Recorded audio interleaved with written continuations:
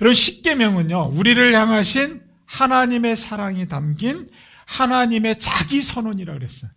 하나님이 이스라엘 백성들을 사랑하는 그 메시지로 설명해 주셨다는 거예요. 그래서 제1계명은 예배의 대상이 유일하신 하나님을 강조하고 있다고 배웠습니다. 그러니까 하나님과 나 사이에 다른 것이 끼어서는 안 되는 거예요. 코람데오 신앙이라고 그러잖아. 나는 하나님을 바라보고 하나님은 나를 바라보고. 제1계명에 유일하신 하나님을 강조하고 있다고 배웠습니다. 2계명은요, 예배의 방법으로서 우상의 배제를 억제하고 있는 거예요. 2계명을 지난주에 너를 위하여 우상을 만들지 마라 그랬잖아요. 너를 위하여 우상을 만들면 안 된다. 오늘 3계명은요, 예배의 정신인 하나님 경외에 대해서 가르치고 있습니다. 오늘 본문 7절을 다시 한번 같이 말씀을 좀 한번 읽어보겠습니다. 너는 내 하나님 여호와의 이름을 망령되게 부르지 말라. 여호와는 그의 이름을 망령되게 부르는 자를 죄 없다 하지 아니하리라. 아멘. 여기서 망령되게라는 말은 사전적인 의미는요, 늙거나 정신이 흐려서 언행이 정상이 아닌 상태를 말합니다. 이 망령되게란 말이 뭐라고요? 늙거나 정신이 흐려져서 언행이 정상이 아닌 상태를 말합니다. 그러니까 다른 말로 하면 아무 생각 없이 하나님의 이름을 함부로 입에 대지 말라라는 거예요. 이 망령되게라는 의미는 공허하다는 뜻을 갖고 있어요. 공허하다는 뜻으로 우리말 성경에는 허탄하다, 허망하다라는 단어로 표현되고도 있습니다. 출애굽기 23장 1절에서는요, 거짓으로 사용되고 있습니다. 시편 127편 1절에는 허사다라는 허사라는 뜻으로 사용하고 있습니다.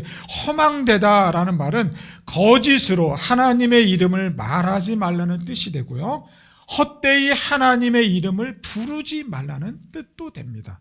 그렇다면 오늘 3계명에서는 어떤 의미로 사용이 되고 있을까요?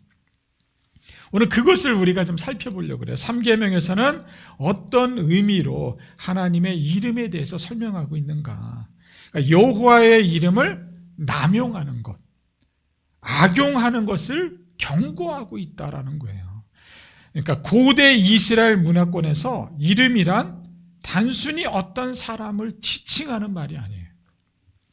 이름이라는 것은 상당히 중요한 의미를 갖고 있잖아요.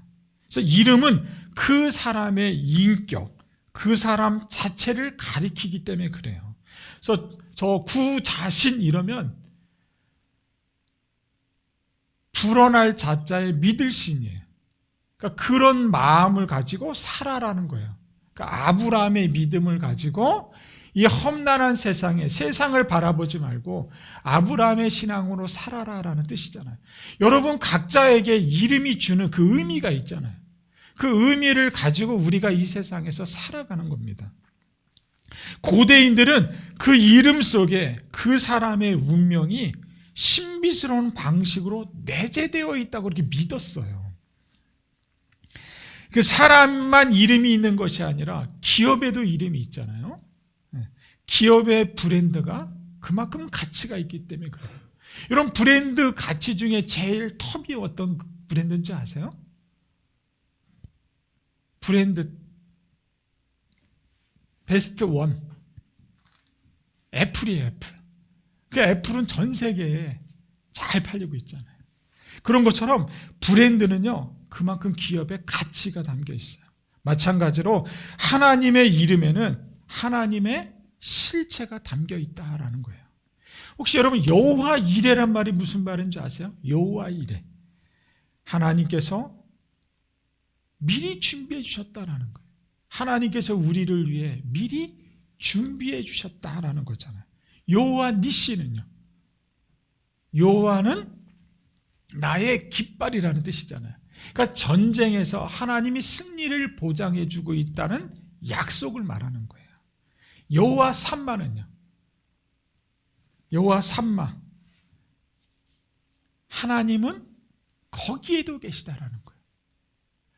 거기에 있을 것 같지 않은데도 하나님은 그곳에 계시다는 거예요. 할렐루야. 여러분이 생각하지 못한 그곳에 하나님 그곳에도 계십니다.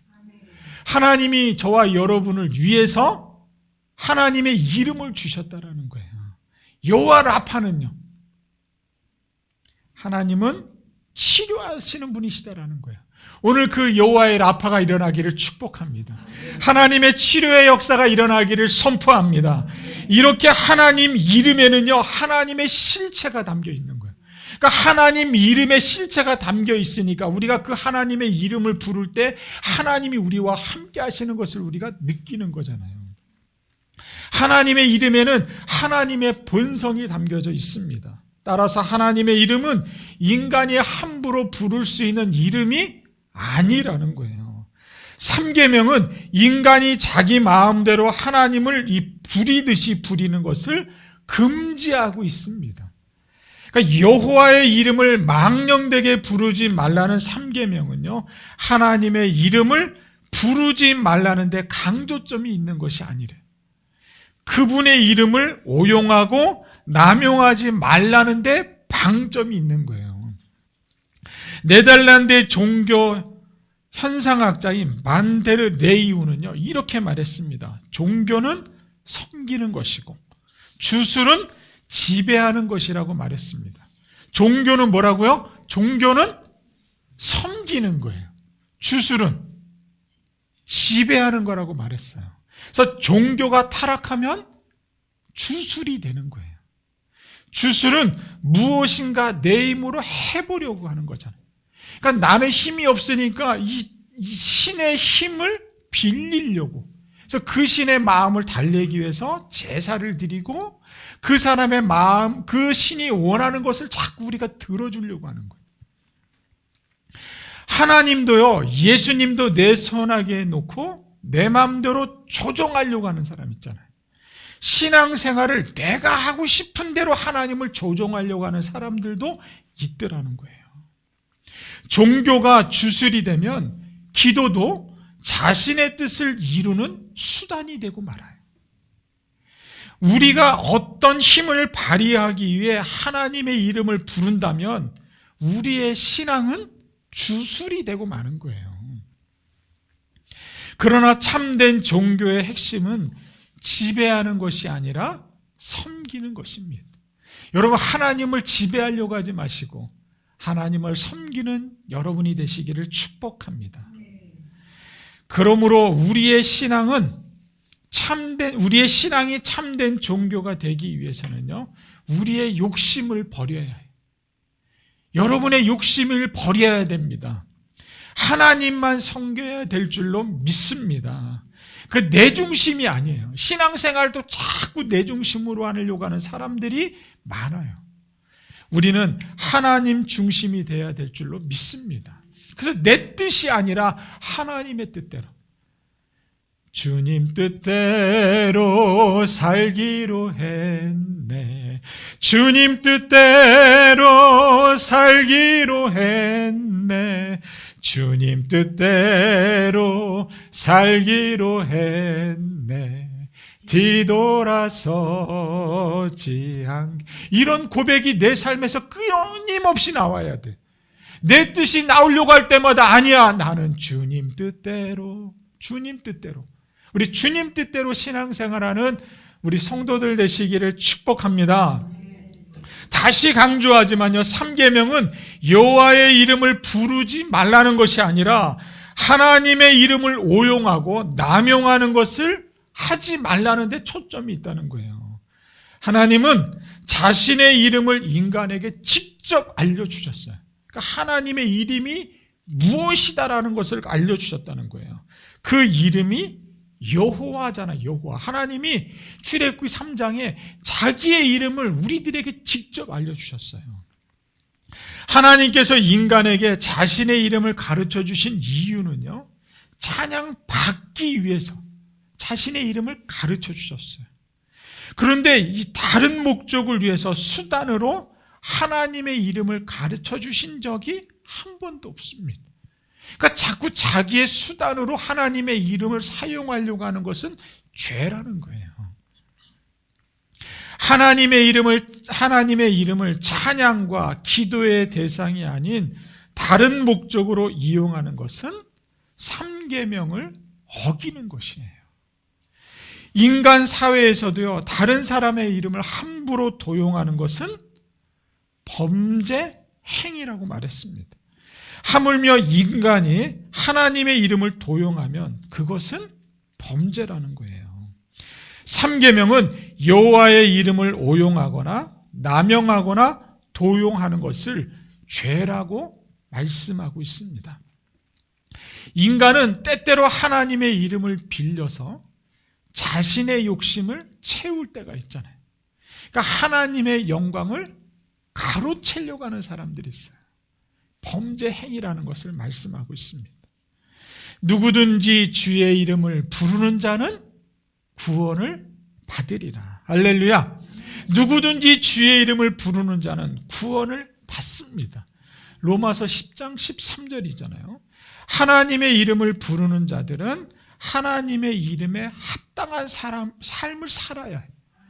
내가 하나님의 이름을 부른다는 것은 하나님의 삶에, 하나님의 합당한 삶을 살겠습니다라는 고백이 들어있잖아요.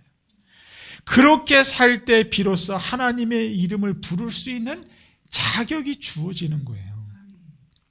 하나님의 이름을 함부로 부르지 맙시다. 하나님의 이름을 가지고 자기의 유익을 꾀하지 맙시다. 자신의 것을 이루기 위해서 하나님의 이름을 끌어들이지도 마세요. 유대인들에게 하나님의 이름을 망령되게 부르지 말라는 계명은 아주 중요한 계명입니다. 그러다 보니까 그들은 자신이 혹시 하나님의 이름을 잘못 부를까 봐 성경에요, 하나님의 이름이 나올 때마다 하나님의 이름을 부르지를 않았어요. 그냥 주님, 그러니까 다른 말로 하면 아도나이라는 거, 그러니까 여호와라는 이름을 부르지 못하고 그냥 주님이라고 불렀어요. 또는 하늘에 계신 분, 그 이름이라고 바꾸어서 읽었다는 거예요. 그러니까 하나님의 이름이 얼마나 거룩하면 하나님이라는 이름을 부르지 못하고 어떻게 불렀다고요? 주님, 하늘에 계신 분, 그 이름이라고 바꾸어서 불렀어요. 우리가 알고 있는 여호와라는 이름은요, 오늘날 성경 신학자들이 찾아낸 이름이에요. 이렇듯 유대인들은요, 하나님의 이름을 함부로 부르지 못했습니다. 율법 서기관들이 성경을 이렇게 옮겨 적을 때, 필사할 때요, 하나님의 이름, 이 여호와, 이 야훼라는 말이 나오면 그것을 읽지 않고 그냥 지나갔다고 얘기해요. 그들은 글자를 읽을 수는 있었으나 성경에 하나님의 이름을 망령되게 부르는 것은 죄라고 기록되어 있기 때문에 자신들이 하나님의 이름을 잘못 부를까 봐 두려워서 읽지 않고 그냥 넘어갔다고 얘기해요. 또한 성경을 옮겨 적을 때에도 거룩한 글자, 이 야훼, 여호와라는 거죠. 야훼가 나오면 옮겨 적기를 멈췄어요. 그러니까 성경을 막 읽다가 야훼가 나오면 읽기를 멈췄다는 거예요. 그리고 붓을 이렇게 빨아요. 그러니까 성경을 필사하다가 야훼라는 말이 나오면 멈추고 일단 붓을 빨고 그 새 붓을 가지고 새 붓으로 야훼라는 이름을 썼다고 얘기해요. 자, 야훼라는 이름이 나오면 항상 자신의 몸을 먼저 씻고, 그러니까 붓도 씻고 새 붓을 준비하고 자기의 몸도 씻고 손도 씻고 잉크도 새 것으로 갈고 두렵고 떨리는 마음으로 하나님의 이름을 한자 한자 기록했다는 거예요. 그러니까 성경을 읽을 때마다 여호와가 나타나면 어떻게 했다는 거예요? 그러니까 붓을 빨고 새 붓을 사용하고 목욕을 하고 손을 씻고 이런 것을 계속 반복했다라는 거예요. 뭐가 나올 때마다 여호와, 야훼라는 글씨가 나올 때마다 그렇게 했습니다. 부정한 손으로 하나님의 이름을 함부로 썼다가 정죄당할까 봐 두려웠던 거죠. 그러나 신약 시대에 와서 예수 그리스도의 이름으로 여호와 하나님을 아빠, 아버지라고 부를 수 있는 특권이 우리에게 주어졌어요.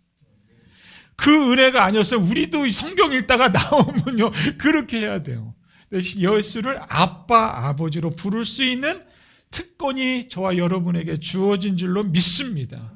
구약시대의 하나님은 이름도 함부로 부르지 못할 만큼 두렵고 무서운 분이신데 신약시대에 와서 예수님을 통하여 아빠라고 부를 만큼 아주 가까워지고 친근해지는 분이 되셨다라는 거예요. 오늘날 하나님의 이름을 마음껏 부르게 된 것은 하나님의 은혜인 줄로 믿습니다. 그 하나님의 이름을 마음껏 부르십시오. 여호와 이레, 여호와 라파, 여호와 삼마. 하나님은 그곳에도 계신다라는 거예요. 우리가 생각하지 못했던 그곳에도 하나님이 계세요.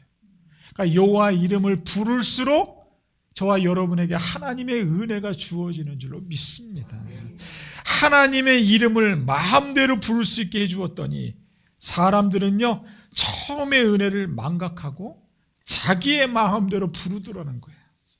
하나님의 이름은 하나님을 찬양하거나 하나님께 기도하거나 다른 사람들을 살리기 위해서 불러야 돼요.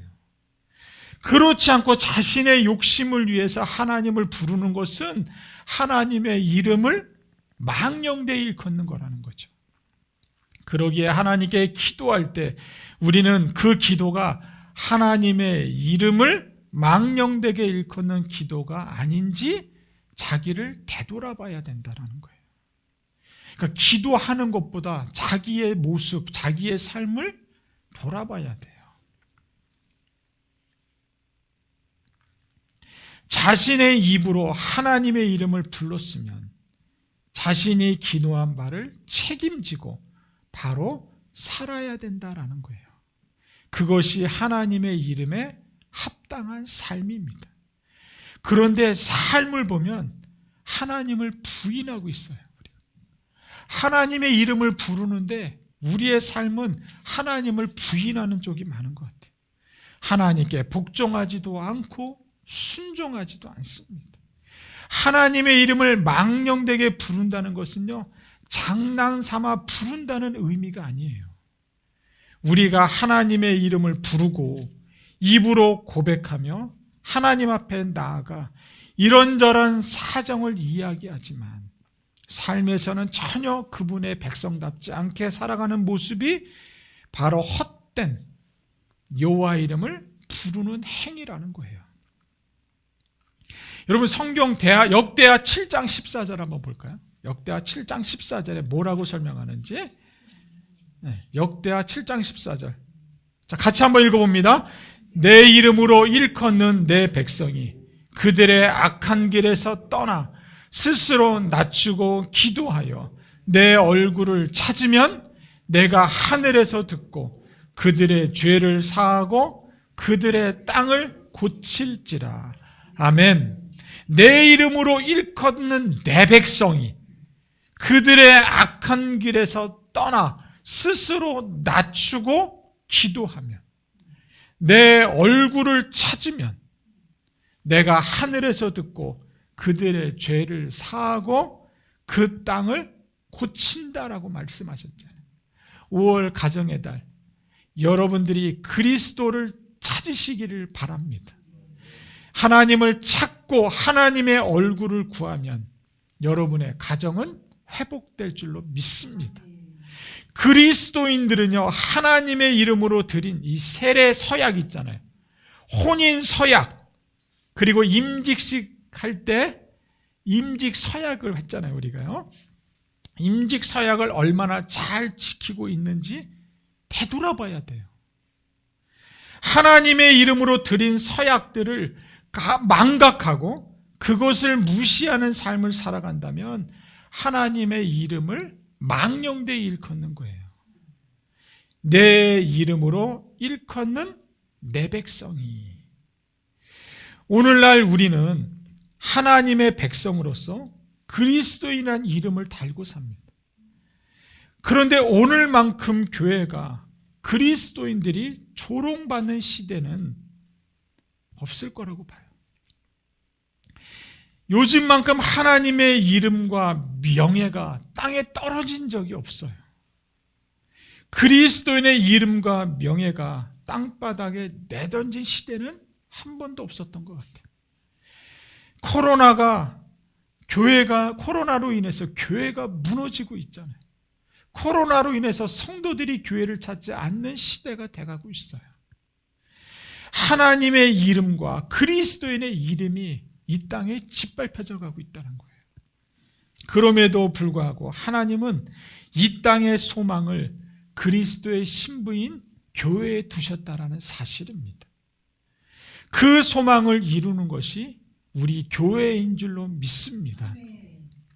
하나님의 이름으로 살아가는 승리자들이 됩시다. 말씀과 기도로 길을 걷는 승리자가 됩시다. 이 땅에 곤두박질 당한 교회의 명예와 하나님의 영광을 누가 다시 세울 수 있을까요? 이 땅에 죽어가고 있는 이 교회, 하나님의 이름을 누가 세울 수 있을까요?